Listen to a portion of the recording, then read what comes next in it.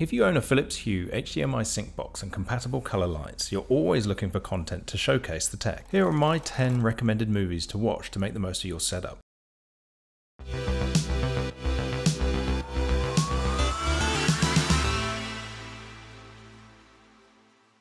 If you're here just for my recommended movies, skip ahead using the chapters in the description.